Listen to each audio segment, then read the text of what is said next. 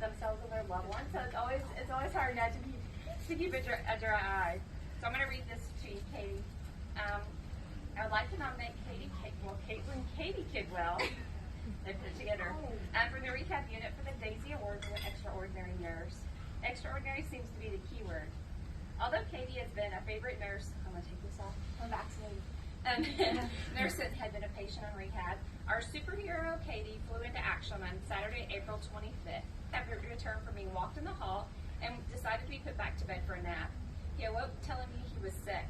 I called for help. Shannon, his aide, was there in an instant, and he told her he thought he needed to go to the restroom. When I looked at him, his color was changed completely. She felt him buckle and called for help immediately. Katie ran down the hall. I prefer the word flew. As soon as she saw him and assessed him, she had the room full of nurses and aides. She was at the computer terminal simultaneously with the phone at her ear, trying to reach physicians for order confirmation. But she had the order for a D-dimer keyed in, ready to send as soon as it was okayed by the physician. She also ordered a room chest x-ray and knew he would need a contrast scan of his chest. Those were all put to the computer while the staff were preparing him for immediately to move to the ICU. Katie told me he would need to go there immediately because they cannot administer heparin on the rehab floor. Within minutes, we were running behind bed, Katie at the head with two staff behind, pushing and pulling. As it was learned, Katie was instrumental in his diagnosis of a saddle embolism of the lungs. It was her quick action and her knowledge of the problem which sent us on a quick, well-conducted flight to ICU from rehab. I cannot put into the proper words the gratitude I feel when I think of not only the medical support, but the emotional support I received from Katie and the others who were at our side at that moment. I understand that this is the Daisy Award, but she should also receive a cape. Aww. I know, that's so sweet. Katie Kidwell is a superhero. This superhero doesn't wear a cape, I know. She wears scrubs, works at the Good Samaritan Hospital's rehab unit, and she's a nurse. I thank Katie for being our Wonder Woman or Superwoman.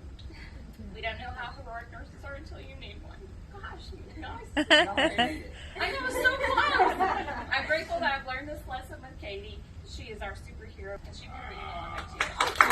Yay! So that's for you, and this is her notes. You can keep that, and that's her email right there. So she obviously wants you to contact. Oh, yeah. The thing about the Daisy Award, Daisy stands for Diseases Attacking Immune Systems.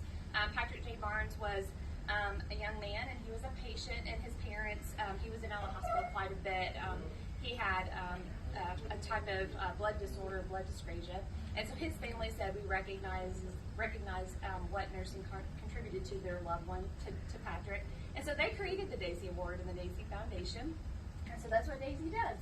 So family members of patients or patients themselves can nominate someone for the Daisy Award.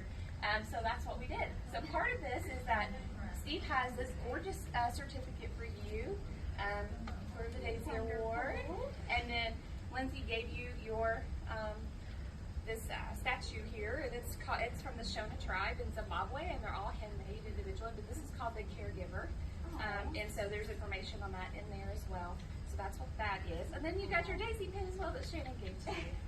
So, and I think there are snacks somewhere.